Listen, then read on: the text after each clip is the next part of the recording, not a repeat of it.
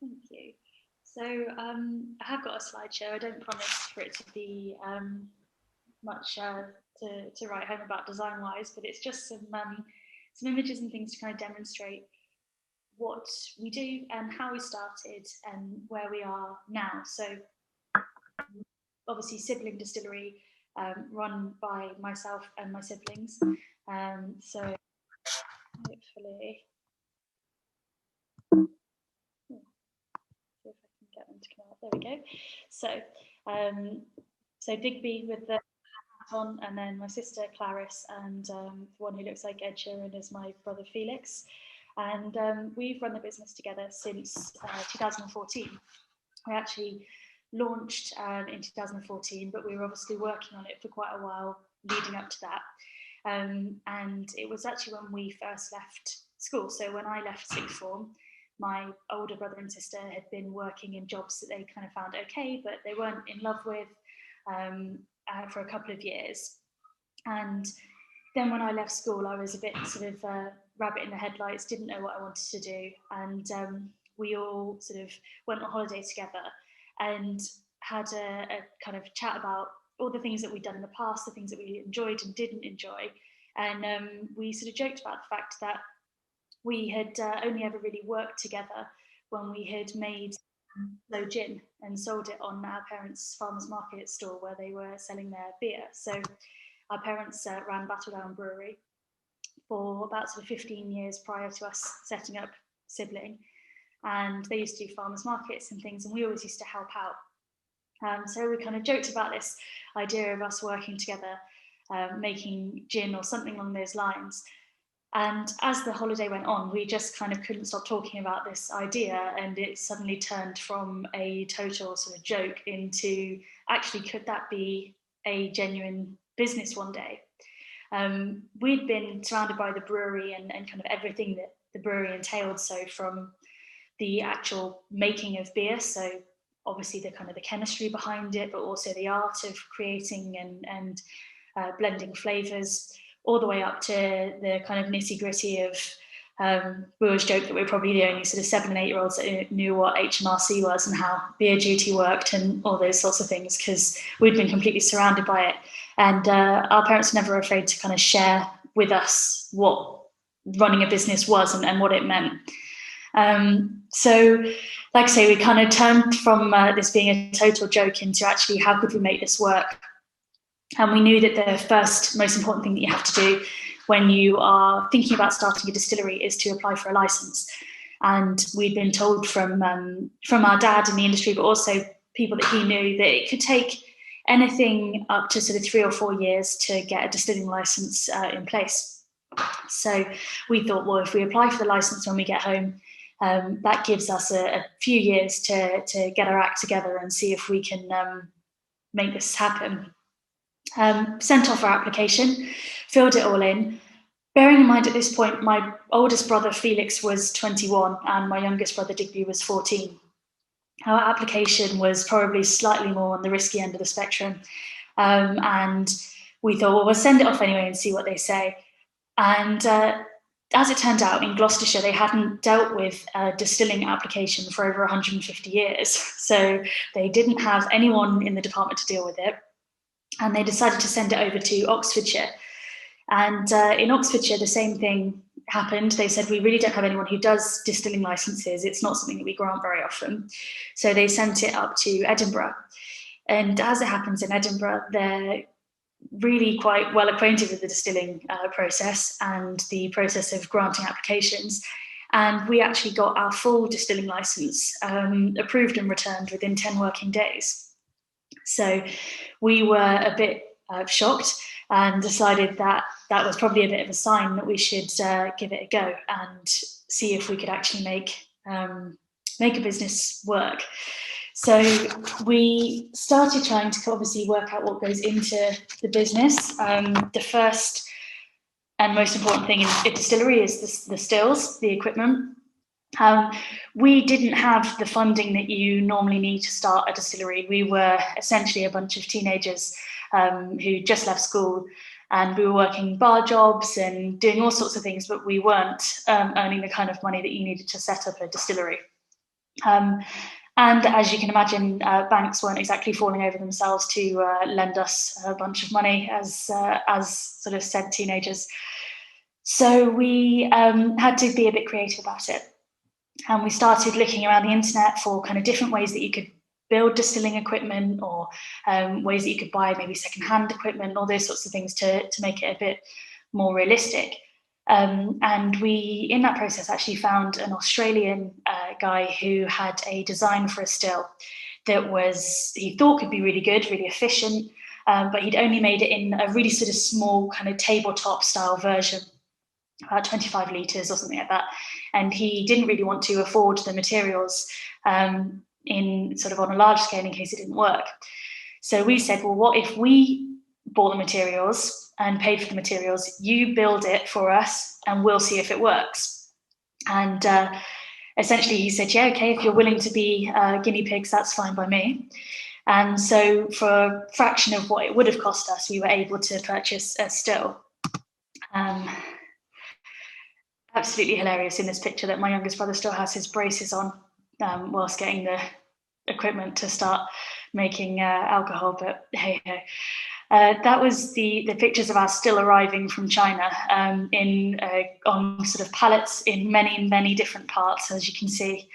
And we then had to put it together. It didn't go together correctly the first time, as you can imagine. It took a couple of goes to get it all in the right order, like a giant Meccano set. But this still is actually still one of our main pieces of equipment that we use. We've got a lot more equipment around it now, but we still use this distillery. And luckily for us and him, it did all work, and it worked very well. And it was the first glass and stainless steel distillery in the world, but it's now a really widely used model all around the world for gin, vodka, rum, and all different other sort of spirits. So, so we had our still. That was really important. We started learning to distill and make spirits, but we also had to really kind of work out how we were going to make a business out of it. So we were so furious at our mum for taking these pictures of us at the time, because we were just trying to really concentrate. We were all working so many different jobs, but they're quite funny to look back at now, and you think how naive we were.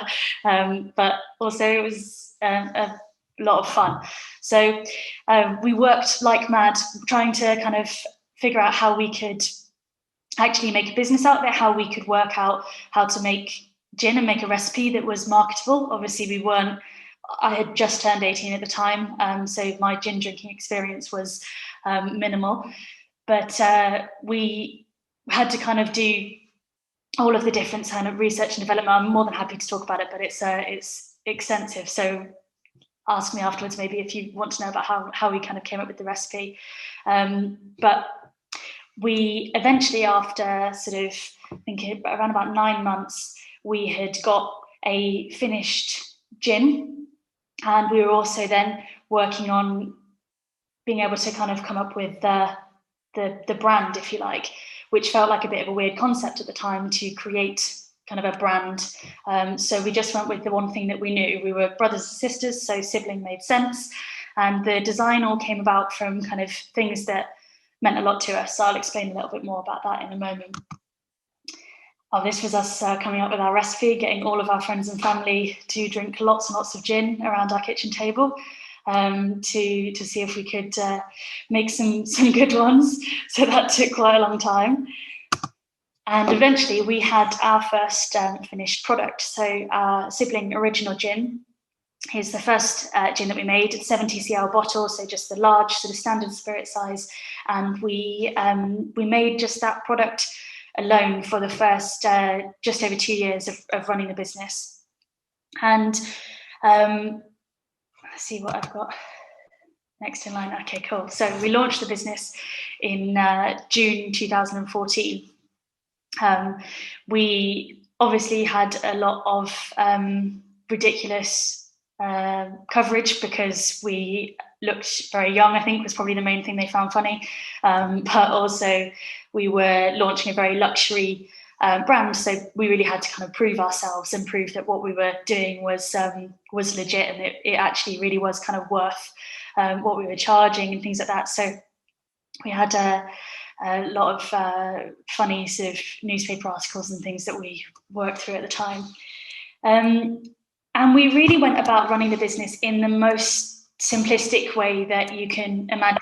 There wasn't any kind of special, trick to it or anything. We really just went from one shop to the next, wine shops, delis, and we tried to just get people to try our gin. And we figured that we needed to kind of prove ourselves. It wasn't kind of, people weren't totally prepared to trust a bunch of kind of baby-faced people with a spirits brand, and so we had to really prove ourselves.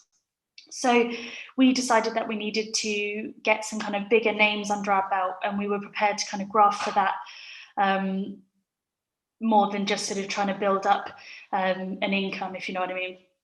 So some of our first customers that we managed to get on board were kind of high-end, bigger name retailers, and we literally just did that by first of all winning a Great Taste Award. And that was a thing that really made people sort of take us seriously. If you've heard of Great Taste, it's 10,000 products a year are allowed to enter it, and 100 get 3 stars. So it's all done on blind tasting, so it's nothing to do with the brand, it's just on the taste alone. And we approached people like Harvey Nichols and Fortnum & Mason, and we did whatever we had to. So if that meant standing in the Knightsbridge store of Harvey Nichols for hours on end, asking everyone who their manager was till you got to the top of the food chain, and eventually got to the buyer or the store manager who knew the buyer, that was what we did. But alongside that, we also did marketing in the most basic sense possible, in that we went to markets and sold our products. So we travelled around the UK to anywhere that would have us, and we stood on market stalls and sold as much gin as we could.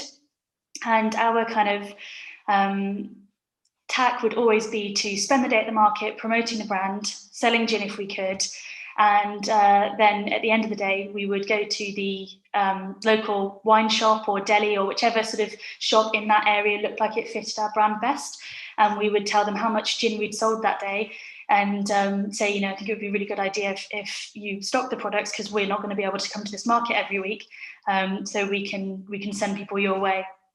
And worked really nicely as a way of introducing ourselves to an area and getting to know the people there a little bit, but then also being able to gain a retailer at the same time. And that kind of slowly but surely grew our brand over the course of sort of a couple of years. I think that's the funny thing often with the business. People expect that there's something overnight that happens kind of really quickly. I think we almost did as well when we first started, but it really is a case of kind of slow and steady if you want to have a business that lasts 5 or 10 years, not just sort of 1 or 2 years. So after the first sort of 2 years of running our business, making just that one gin, we were really, really stretched at the seams in our distillery. So as you can see here, this is a still from a film that was done ages ago, but you can see the size of the space. It was absolutely tiny. We had literally about sort of an average garden shed's worth of space in our first distillery.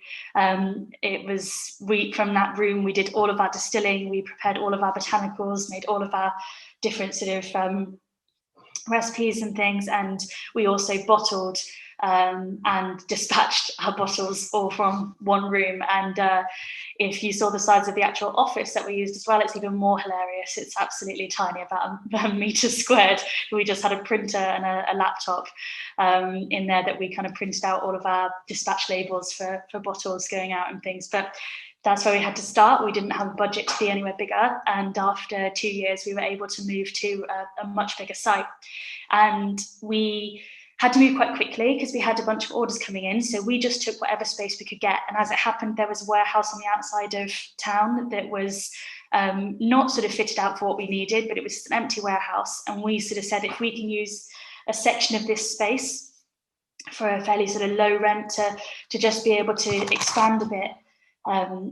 So we moved into this space here. So it looks huge, but we only had a half of the warehouse. But it allowed us to just grow in the way that we needed to, which was just purely to be able to make more gin without compromising our methods, so that we could take on some of these bigger retailers. We had one of our biggest customers is the National Trust, and the year that we moved to this premises was the year that we took National Trust as a customer. And it sounds really strange for it to be National Trust, but they have many, many shops across the UK, near around about 400 shops. So for us, that was a really big customer. And so we moved to this space, and from here we were able to then expand our range as we had a bit more capacity and were able to make more of our neutral spirit. We were then able to make more specific gins. So we expanded to a whole sort of range of products. So as you can see down in the bottom corner there, it was our original gin. From there we started making the miniatures, and then we went to the half-size bottle as well. And then over time we created our seasonal range, so our 4 different seasonal gins, and then the seasonal gift set, the gin collection, which is a product that has made a massive difference to us this year. I'll kind of explain why in a moment, but that product has been an absolute saving grace for us last year. So then we have, sorry, I don't know how I managed to do that on the slide, but we moved into some more retailers. So I just mentioned National Trust. We have lots of independent retailers, obviously, around the UK as well, but some of the bigger names that you might recognise, places like Daylesford, Majestic Wines, the Conran shop, which they're around the world, different sort of design-based luxury retail. We work with Morrison's local, and also we work with Moonpig, and Moonpig sounds like the funniest customer to us, because we always envisioned when we started up that we would be selling mostly into kind of bars and restaurants and things. So a card company did not come to mind when opening a distillery, but they're one of our biggest customers now, especially in the last year, which is why I mentioned the gift set before, because shipping of gifts around the UK this year has been one thing that's kept our business going when a lot of our customers have closed down temporarily or permanently. People like Moonpig have been able to keep us afloat by providing us with business in terms of gifting and gift retail. So yeah, things like the gift set have been really, really important for that. So then in sort of more recent years, so thinking in the last 2 years, we moved to our new premises. So this was actually a purpose-built premises. So we were waiting in that old sort of warehouse, which is amazing when you look back at it now, because it was really not very nice, but we just did what we had to do to move forward. So this premises was purpose-built for us. It's a converted barn, and when I say converted barn, I mean quite literally only those red beams were there before. It wasn't exactly a building before we moved in, but we managed to turn it into a really great distillery now, where we've been able to increase our capacity. You can see down there in the corner, that's Felix working on some of our kit, and right in the background, just behind Felix's head, that's the first column that arrived in those boxes that I showed first. It's really, really little in comparison to some of our kit now, but it still does a great job.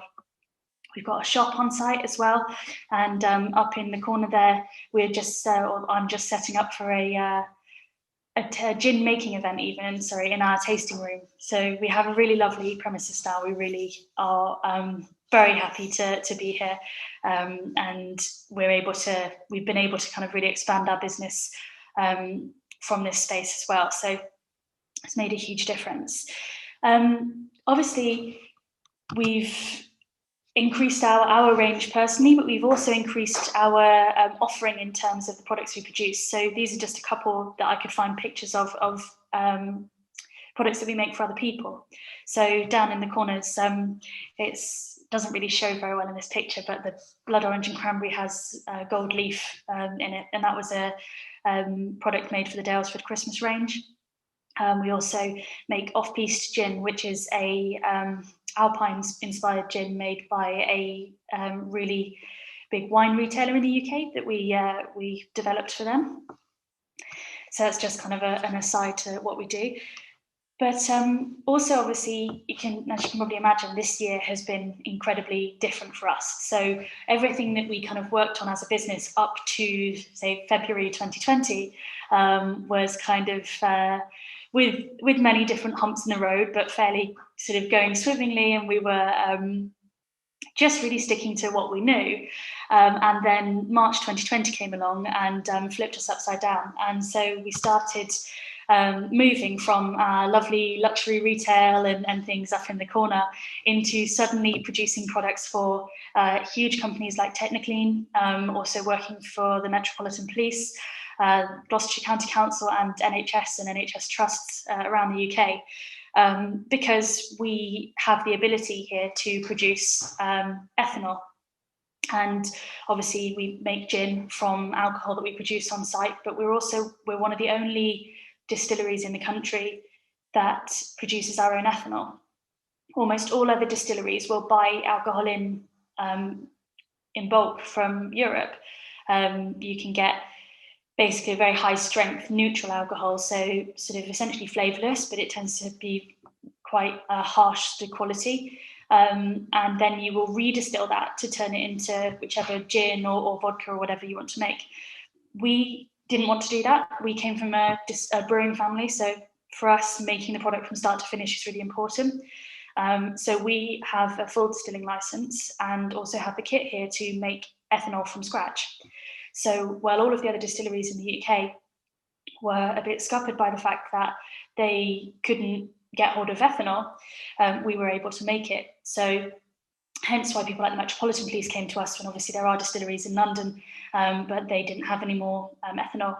And so we had to start making it like mad. And all of a sudden, overnight, our whole production changed from purely being luxury spirits to basically as fast, couldn't care about the quality, as fast as we could possibly make ethanol for the general public and also for these kind of companies and organizations.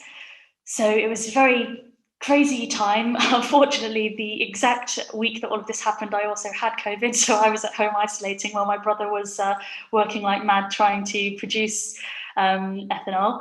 And then as soon as I was able to get back into work, we just went sort of hell for leather on producing as much as we could. We were also able to work making products for people like Sue Ryder, so for charities and hospices and care homes and things as well. So as you can see, not the same sort of design of packaging as we like to produce, but needs must. And we were able to we had to just get plastic bottles and glass bottles and everything that we could from anywhere as quickly as possible, paper labels, and just kind of get it out as quickly as we could. Over time, we also realised that as the sort of shortage of ethanol started to ease up and people were able to actually source ethanol from around the place, as you can imagine on our kit, it's very expensive to produce a product like this, which would normally be very cheap to make because our kit is geared to making very luxury sort of products. So we then found that people, especially restaurants and things that were able to reopen in summer, and hotels and spas and things like that, were really hating the fact that they couldn't get any nice quality hand sanitizer that kind of didn't smell like tequila or whatever. I'm sure you guys have like experienced going into a shop or whatever, and they can smell really terrible and also be really sticky and not very nice. So we actually developed a really nice quality hand sanitizer. It sounds a bit strange to make like a luxury hygiene product, but that was kind of what we did. We had the requests to do it. So we made the amber glass bottles that are infinitely recyclable. We also then made large 5-litre containers that you could refill them with for a more eco option, because we weren't loving the fact that we were producing stuff in plastic bottles.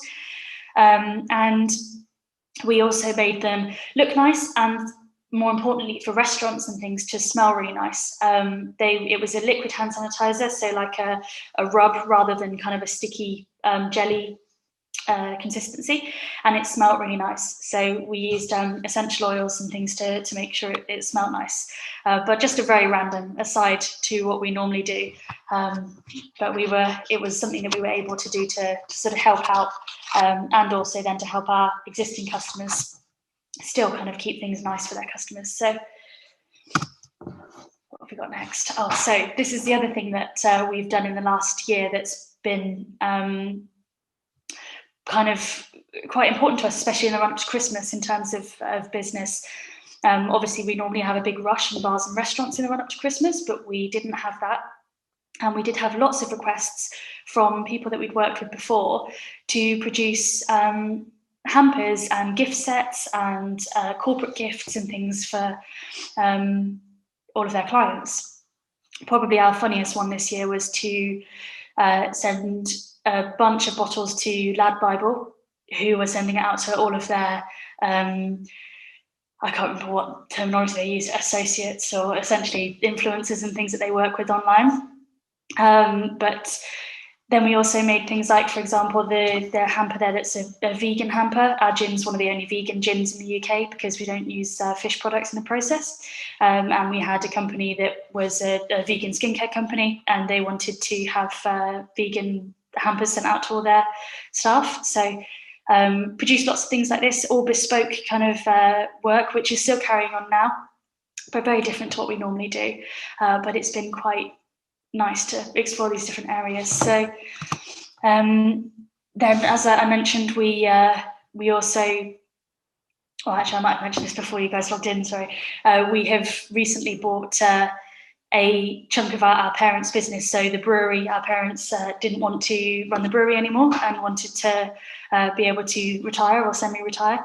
And so they wanted to sell it. So we decided to buy a percentage of the brewery so that we could still keep it within our family going forward. So these are the new canned range that we've brought out in the last year. So moving into more sort of eco-friendly packaging, but also slightly more modern styles of beer. We've upgraded all of our brew kit and are now able to produce craft lagers as well, which has been a really nice area for us.